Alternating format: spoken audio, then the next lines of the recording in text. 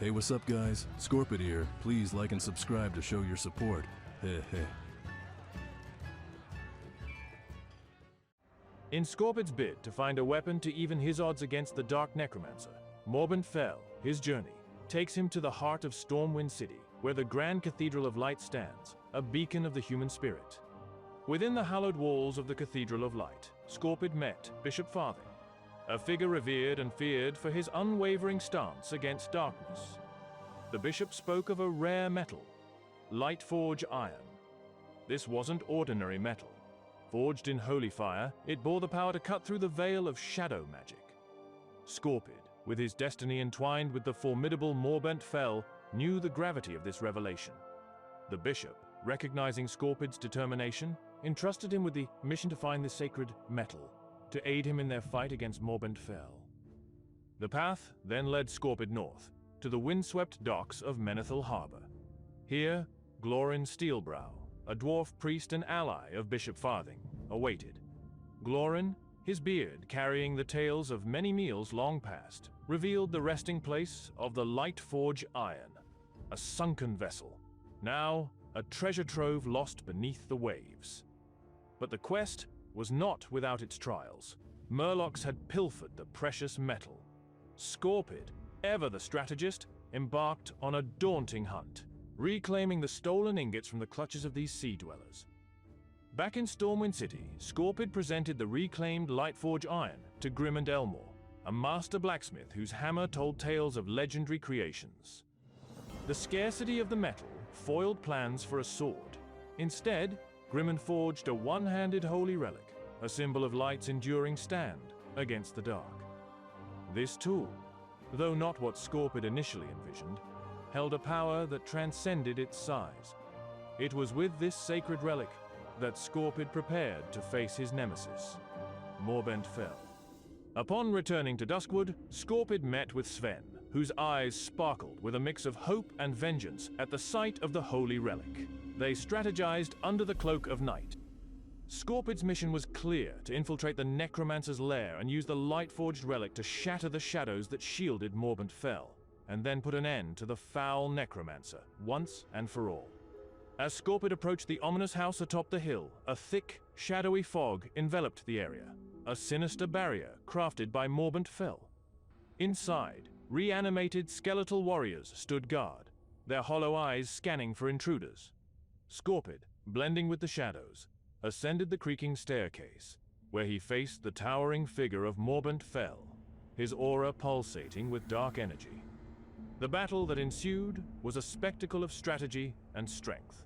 Scorpid, focusing on the skeletal minions, weaved through their ranks, his attacks precise and deadly. Using his mastery of stealth, he retreated when overwhelmed, only to strike again with renewed vigor. In these critical moments, Scorpid's agility shone. He dodged the lethal Touch of Death spell, using the environment to his advantage. The turning point came when Scorpid, seizing an opening, unleashed the Holy Relic's power. A brilliant blast of light engulfed Morbent Fell, sealing his fate and dispelling the darkness that had long plagued the land. With Duskwood breathing a sigh of relief, Scorpid's next adventure beckoned him to Goldshire, where the air was heavy with an eerie fog. At the Lion's Pride Inn, innkeeper Farley spoke of a man named Stalvan, a former guest who had left behind a forgotten letter upstairs. Dear Sir Flintridge, word of your need for a tutor for your children has traveled to me here in Goldshire, where I take up temporary residence in the Lion's Pride Inn. Please accept my application to serve as tutor for your offspring. I shall travel to meet you in person when the winter rains subside and the roads are suitable for travel once again. Until then, Stalvan Mistmantle of Silverpine. The letter led Scorpid to the Flintridge estate. Amidst auction-bound relics, Scorpid discovered a torn journal page hinting at a deep, unsettling obsession Stalvan harbored for Tilloa, the Flintridge's daughter. Most strange and uncontrollable feeling. Never have I felt the way I did today. Tilloa was outside tending to the flower garden. After a few minutes, she came inside and placed a scarlet begonia in my open palm and smiled at me in such a way that my heart felt as though it was trembling within my chest. Following the trail, Scorpid found the summer cottage desolate, save for a chest containing another piece of Stalvan's dark tale. Downward spiral of despair. First, she mocks me, and now she is engaged. The ungracious charlatan was pretending to love when truly she desired to hurt me all along. A black void lurks within me now, and it grows with each waking moment. The blood I shall spill pales in comparison to the tears I have shed. The journal entries painted a portrait of a creepy old Kuma consumed by lust and jealousy for his student, which led him into spiraling into madness and murder. However, they also hinted at Stalvan's lost location. The final confrontation awaited at a decrepit cottage near Darkshire, where Stalvan lurked. Their clash was fierce, with Stalvan's curses clashing against the holy relic's light.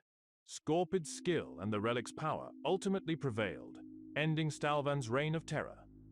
Returning the Mistmantle family ring to a grateful Madame Eva, Scorpid closed a chapter of darkness in Duskwood. As the story of Duskwood concluded, Detective Scorpid found respite in the Scarlet Raven Tavern, his deeds echoing in the grateful whispers of townsfolk. With the mysteries unraveled and peace restored, Scorpid's gaze turned to a note of riddles he'd found near a burned caravan after leaving Moonbrook earlier that day, hinting at new adventures to be explored on the morrow.